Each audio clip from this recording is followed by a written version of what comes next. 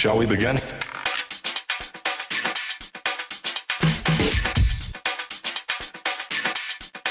Let's begin now. O, kumusta na naman lahat ng mga martes ng buhay ko? Na ultimo yata pati pag-share ko ay dapat alam nyo. Sa mga nagtatanong kung saan naman ako gumala, tinimbilan kasi ako guys ng isang kaibigan na kapwa content creator na may magaganap na kaguluhan dito sa isang lugar dito sa bayan ng Dipakulaw. Ang kaso guys, na makaabot ako sa site, nagulat talaga ako dahil lubluban naman pala ng kalabaw ang lugar na to. Ano na naman bang nakain ninyo at inabala ninyo yung mga kalabaw na namamahinga diyan? Hindi guys, ngayon kasi may magaganap na kulong-kulong race at napaka-perfect nga naman ang area para sa palarong ito. At mas perfect siguro ang ulong ito pag kinutusan ko. Pero kahit malayo ito sa kabayan ay pinaganda nila ito ng gusto. Kaya yan, abay parang may shooting na magaganap. Maya-maya pa guys ay kinuyog nila yung isang rider. Sabi nga nung isa, "Oy Tungaw, siguraduhin mo na mananalo ka. Kung ayaw mo mawala sa'yo yung kulong-kulong mo, alalahanin mo, may utang ka sa akin."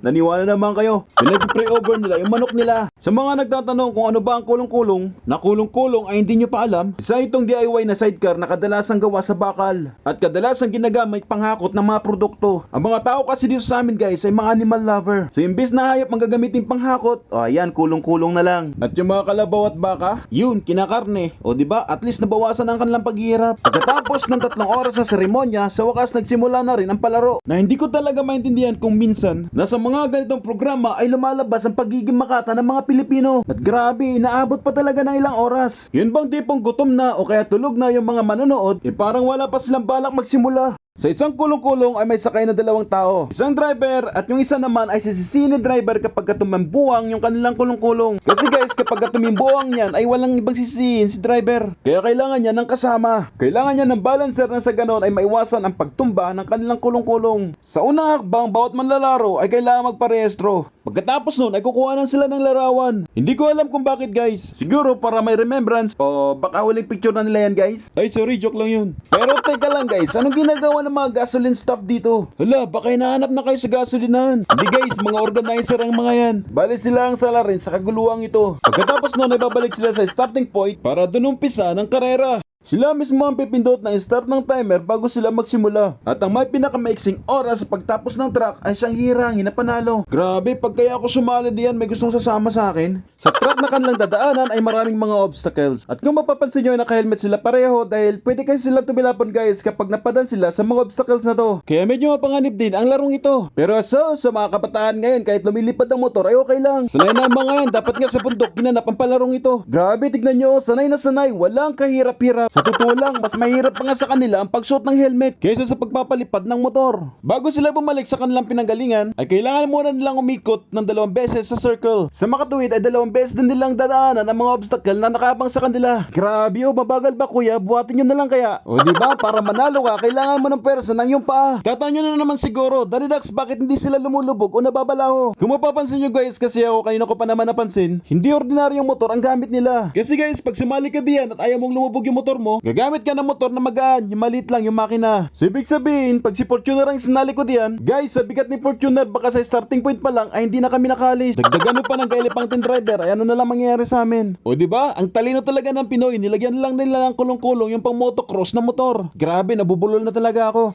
Tulad ng sinabi ko at sana wag kayo magsawa dahil para ko na kayong sinesermonan, kapag sumali kayo sa mga ganitong paligsahan ay gumamit kayo ng mga naangkop na motor. Yung mga motor na madaling buhatin at itakbo para kapag dumating sa inyo ang sitwasyong katulad nito, ay pwede nyo lang buhatin yung inyong kulong-kulong at tumakbo. Oh, di ba? Ganun lang kasimple. Hindi guys, joke lang. Yan nga guys, ay muntik na nilang binuhat yung kanilang kulong-kulong. Pero dahil marunong din naman ito makisama, ayan, namandar din naman agad. Kaya pag sumali kayo sa mga palarong katulad niyan, at ikaw nataas ang bilang balancer, siguraduhin mo na hindi ka lang marunong mag-balance. Dapat malakas ka rin bumuhat at tumakbo. Dahil pwede ka maiwan pag di ka napansin ng driver. Siguro pag ako sumali diyan at ako ang driver, ay kawawa sigurado ang aking balancer. Sobrang makakalimutin pa man din ako. Baka matapos ko ang race na yan na wala nakasakay na balancer. Shake it like you mean it, baby. Come on and dance with it. Come on. Shake it like you mean it, baby. Come on and dance with it.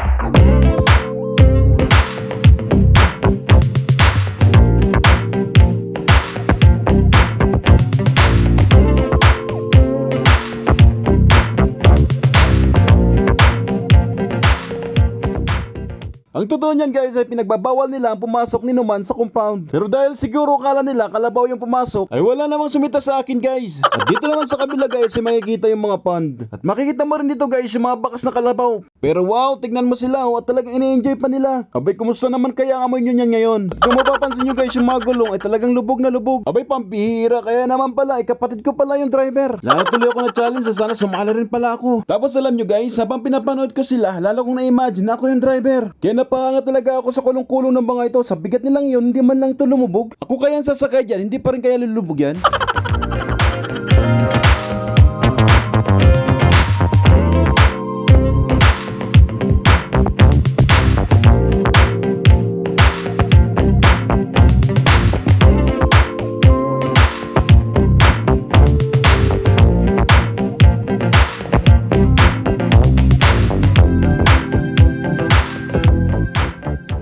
Hala guys, bakit may kalabaw diyan? Ay kagrabe naman kalaking kalabaw yan. Ay pambira, si Daddy Dax lang pala. Kapogi naman ang kalabaw na yan. Oo guys, para may pasilip namin sa inyo ng mas maayos. Kahit bawal at mapanganib, ay ginagawa talaga namin ng paraan. Yung video guys ha, may pasilip namin ng maayos ng video. Baka kasi ba naman ang iniisip nyo eh. Oh ha, ayos ng pwesto ha. Makakuha lang ng magandang footage, abay parang walang iniinda sa katawan. Abay kung palaging ganito, makakalimutan ko na may mga rayuma pala ako.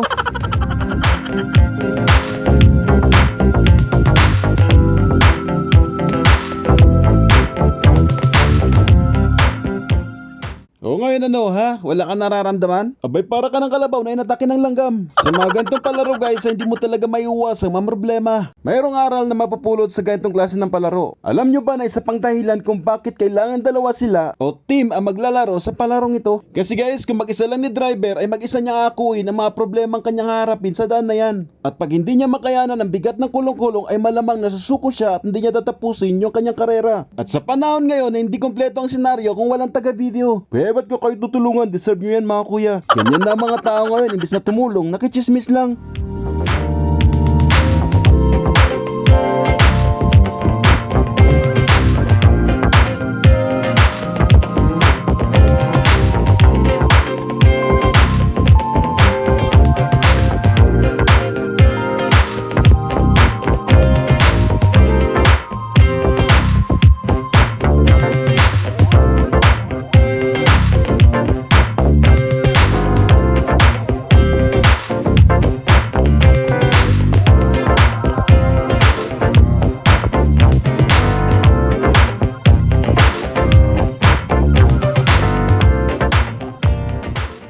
Pagkatapos nilang umikot ng 2 beses sa track ay babalik sila sa starting point para tapusin ang karera. At para walang daya ay sila mismo ang papatay ng timer. At dahil nagmisdulan na nga tayong kalabaw sa lublubang ito ay pinanindigan ko na. At kulang na nga lang din ay ilublob ko yung katawan ko diyan. Naalala ko tuloy ng kabataan namin ay kasama naming lumulublob yung mga kalabaw sa mga lubluban nila. At kapag minalas-malas ka sa pag-ahon mo ay nakasabit na sa'yo mga linta. So kung lumalabas ako guys para mag-video ng chichismis ko sa inyo, hindi ko ugaling pumorma, talaga nakachinelas lang ako. Dahil na rin sa klase ng content natin guys, kaya kahit saan ako masuksok, oy okay lang. At sa tingin ko guys, ay kailangan ko na itong umalis dahil nakahalata na yata sila na hindi nakalabaw yung nagbi-video. Grabe, buti nilang ganito kalaki ang katawan ko. So nga pala yan, makakita kayo ng mga ganitong klase ng kanal. Kung inakala ninyo marumi ito dahil malabo yung tubig, nagkakamali kayo dahil ito pwedeng inumin. Hindi guys, joke lang. At least ito mas malinis sa kanal ng mga syudad. Bali dito na ako nagugas guys, para naman kahit papaano ay meron kaming pagkakaiba ng kalabaw. Hindi ko na tinapos yung race guys dahil nararamdaman ko na talagang matindi na yung reklamo ng pako. Bali pinakita ko lang sa inyo kung paano pa nila ito talaga laruin dito. At dahil tumatanghali na, ay patitiyan ko, nagre-reklamo na rin. Kaya yan, inggitin ko na nga lang kayo. Iba pa rin talaga ang saya kapag sa mga palarong ganito ay grupo ang kalahok o isang team ang bawat kupunan. Dahil sama-sama kayong harap sa mga task na inyong gagawin. At masasabi ko na mapala talaga yung mga tao na hindi iniiwanan ng mga kaibigan na sa pagharap ng problema ay palagi silang nandyan.